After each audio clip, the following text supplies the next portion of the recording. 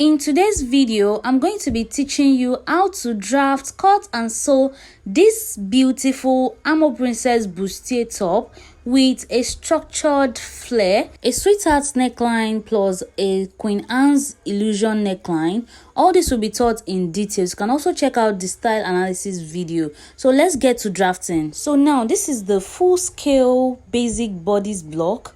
And if you want to learn how we created this, check out the videos on my page. There's a detailed tutorial on how we drafted this, and the link is going to be in the description. So first, we're going to highlight the underbust, the shoulder to underbust, because the basic block does not have shoulder to underbust. It's just shoulder to waist, shoulder to chest line and all that. So now let's measure out our shoulder to underbust.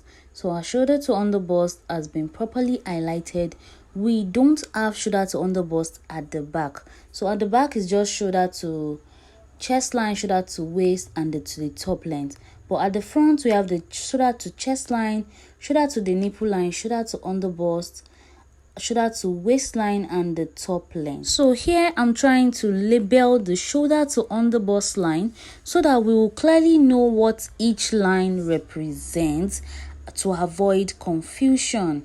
So here now we have it. So that is our underbust line, and that is where all the underbust tightening is going to be.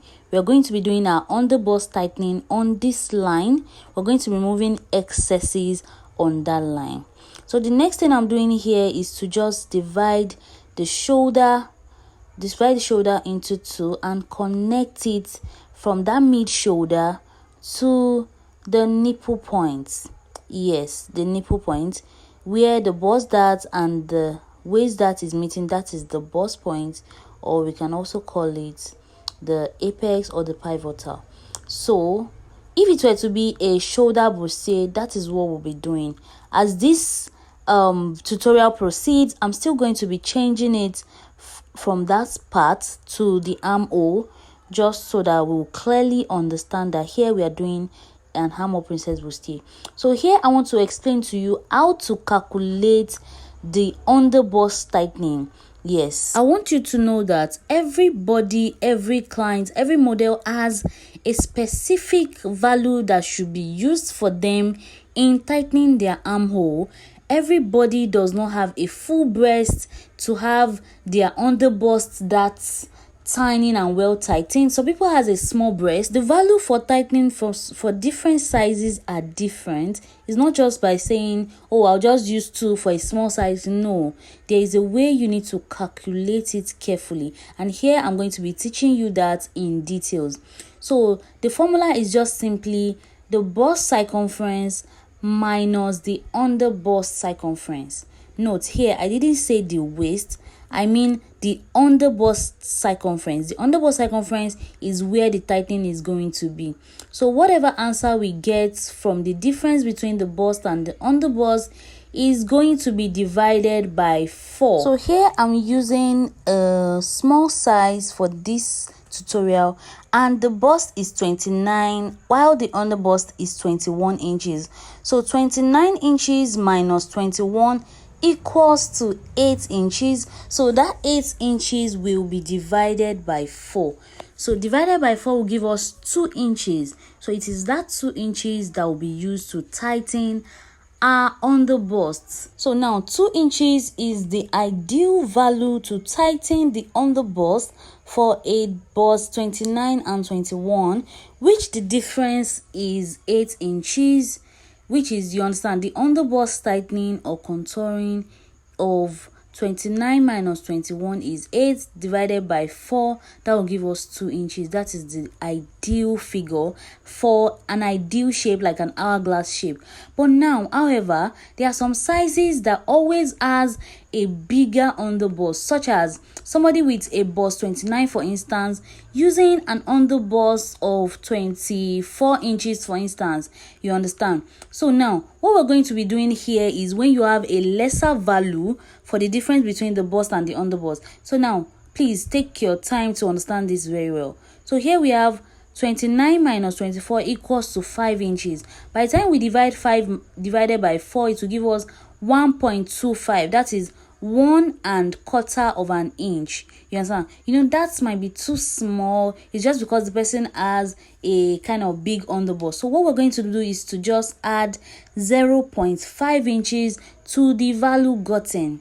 Please, I hope you understand that clearly. So when you have a client with a bust and the underbust, and the difference is not much, so what you just simply do is to just add 0.5 inches to the value you got. You understand? Here we have an ideal shape, and the 2 inches is okay for that size because she has a very small she has a tiny waist. You understand? But when you're working with a client with a big underbust, just use 1.75. So for this model now, I'm going to be using 1.75, no, 2 inch. Yes, remember when we divided our measurements, we add 2 inches. So what we're going to be doing is to make sure that we have a lesser value on the side coming to the front. So that is why I divided it into 1.25 and 0.75. Please, I hope you understand that 1.25 plus 0.75 equals 2 inches, and I'm going to be using 0.75 on the part that is close to the center front and 1.25 on the other side, which is the side front. So here I'm placing my curve carefully. Please watch the curve placement. You see that I'm putting the bigger parts, the curved parts of the French curve, I'm putting it on the upper part. Yes, and now I'm just blending it downwards. Please watch the curve placement very well. Screenshot it if you need to, so that you understand how to place your curve properly, because this would also determine the results you're going to be getting also. So now that I've already curved my pattern gently, yes, the next thing I need to do is to connect the underbust to the waistline. So now we've done our underbust tightening. We've done a very good underbust tightening. Yes, not guessing, we calculated the measurements. So I'm just going to connect this to the M line and connect it on the other side too. I don't want it to be too slanted, so that is why I just ease it a little bit with that difference. So here I'm going to be cleaning off the small excess of the darts coming out. Yes, that's not necessary again, and we won't need to mind that. So I'll just connect my lines. So now we've done our underbust tightening. The next thing to do is to do our overbust tightening. Yes, because what makes a bustier is underbust tightening, but in Armhole Princess that we don't need the overbust tightening, we just need the armhole tightening. Yes, but this line signifies as if we want to do a shoulder bustier, where I'm going to be cleaning later. But now let me draw out my shoulder to overbust. That is going to be the highest part where you want to cover the breast to. Yes, that is the overbust line. So, and now I'm going to be highlighting the overbust. The overbust is where the overbust tightening is going to be if it were to be a shoulder princess bustier, and also where the neckline is going to stop. Yes, you understand the neckline. Let's say we are making a sweetheart neckline, just like, see the way I'm moving my hand, so just like that. In today's tutorial now, we are not doing a shoulder princess bustier, we are doing an armhole princess bustier. So, and that is why I'm going to be cleaning off this shoulder line. You understand? I'm going to be cleaning it off and drawing out my armhole. Yes, the armhole line is going to be connected to the bust point. Yes, while I'm still going to be maintaining my overbust line. You understand? So here I'm going to just draft my armhole princess bustier, which is going to be connecting to the armhole. So here I want you to carefully watch the cuff placement. I'm connecting it from the armhole to the bust point with a slight curve. If you note carefully, you will see that I'm not using a very curved part. I'm using a slight straight part of the curve. Yeah, so that is what I'm going to be doing. And see, we have this beautiful slight curved line. Yes, the next thing to do now is to tighten our armhole. Yes, the word tightening is the same thing as contouring, so we're going to be contouring the armhole. So what I'm going to be doing here is to Measure ½ inch upwards from the armhole line and ½ inch downwards. Yes, that value is what we're going to be using to tighten the armhole to avoid any unnecessary bulge around that part. Can you see here? I'm using also a slight curve to connect to the bust point slightly and softly. Yes, but the lower line, I'm going to be extending it a little bit because we'll need to draft a new armhole for our Armhole Princess Bustier. Because if we did not extend that armhole, yes, whatever allowance difference we have there, we're going to be using it to extend that armhole line. Because if we did not extend it like that, by the time we want to sew, we're going to be having a shortage. Yeah, so that is why I'm going to be gently placing my curve here now to reconstruct the armhole. Yes, can you see I'm trying to blend it gently so that I'll still maintain a curved armhole.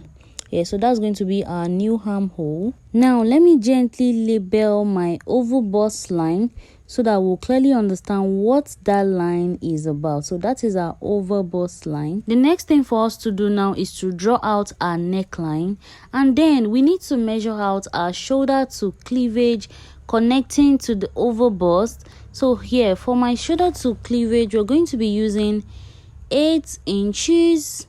Okay, let's do 8.5 inches because it's a deep sweetheart neckline. So now using a well curved ruler, yes, this is a French curve, I'm going to be connecting from the oval bust to the cleavage. I'll just move the curve to give me the perfect shape that I want. And if you know you can just simply draw this with your free hand, just go ahead, guys. So here I'm trying to achieve my neckline. I'm trying to connect the other side as well. I noticed that in the style we are trying to recreate, the yoke did not extend to the bust, so it just ended around the armhole. So that is why I'm just trying to make it end around the armhole. If you want it to go inside to the bust, just go ahead and do so. Yes, so now we're just going to be drafting the mandala, what's it called, the Queen Anne's illusion neckline also on that yoke. So that upper part now is going to be simply a yoke. Next, we need to split the bodies into two because we have the shoulder to waistline and the flare. So we're going to be cutting this into two. Yes, we're going to be cutting it into two. So this is going to be slashed into the structured flare. Now I want to cut out the upper part so I can work with it separately. And now I have not closed my bust dart. That is why I left that space on the side, because by the time I close the bust dart, I'll be having a shortage around the lines of the dart. So that is why I left that part. So now to close the bust dart, I'll need to slash through the line which is the bust span. I slash it through to the bust point so that I'll be able to easily close down the bust dart. So here I'm trying to close down the bust dart carefully. Just create a crease line and then cover the dart. Make sure that you are not closing more than the dart excess. So can you see now that our line is a little bit bent? So what I'm going to do is to just blend it. Just blend the lines to have a straight line. Yes. So now after blending that part, the next thing for me to do is I want to cut the yoke. I want to separate it. So now I'll be cutting it. Do you notice that the Armhole Princess dart is extending to the armhole? Here I notice many fashion designers find this difficult, but it is not hard. Just take your time. You'll see the way I'm going to do it in this video. So now I can just cut out the side out now. Please, I want you to pay attention to this. Do you notice that after closing the bust dart, now we have a sharp point around the bust area? Can you see? So here we need to blend the side front. Yeah, I'm going to use a French curve. I'll make sure that it is well blended. Yes, and we're going to be eliminating that excess. It's not going to be affecting anything, so we'll just have a well blended bustier. Next, we need to label all our patterns properly. The yoke, the center front CF, you're going to be cutting on fold, the side front, up, down. Please make sure to label your patterns properly so that by the time you want to transfer to fabric, the patterns will not start looking funny. So the next thing, I'm going to be cutting off all the excesses. Please, you see I'm not skipping any part of this video. I want you guys to see everything. We are not doing any magic. So now I'm going to be permanently closing down the patterns. Here I'm adding glue stick so that I'm going to use it to close down the darts permanently. Yes, and then I'm going to cut off all the excesses. As you can see, we're going to cut off all the excesses. All these are excesses.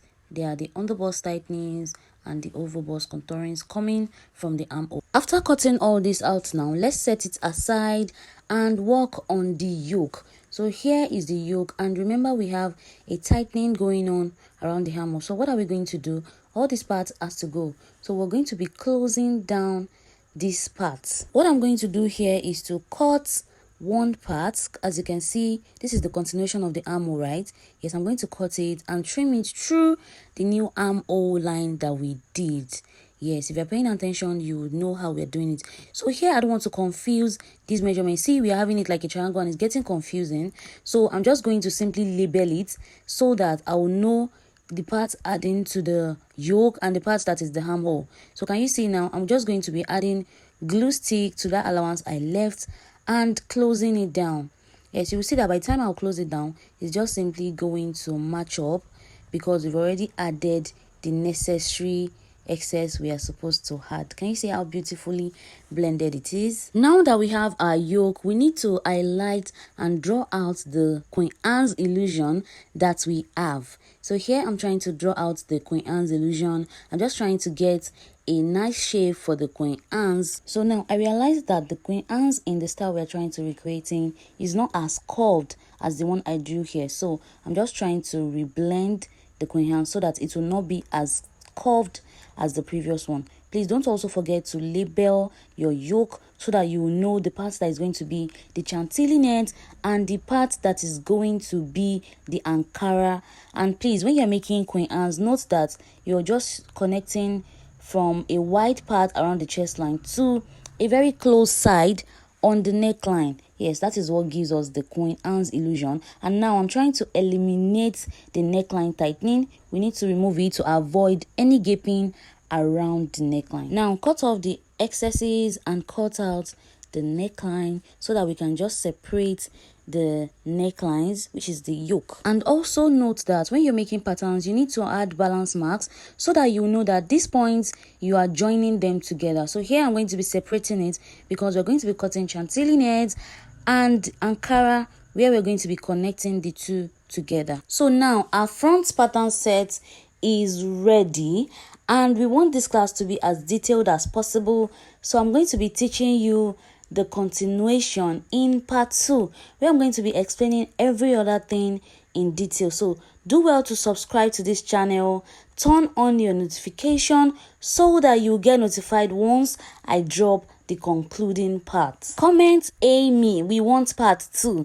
Comment Amy, we want part 2, and I'm going to quickly edit the part 2 so that you quickly gain access to the concluding video on the drafting, actually, because yes, this is a detailed class and we need to do it just step by step. So I'll see you in my next video. I only taped this pattern together and can you see how well contoured it is? It is not structured, it is not interfaced, and it's come out this beautifully. Just comment Amy, we want part 2, and you're going to get it in few hours or in few days.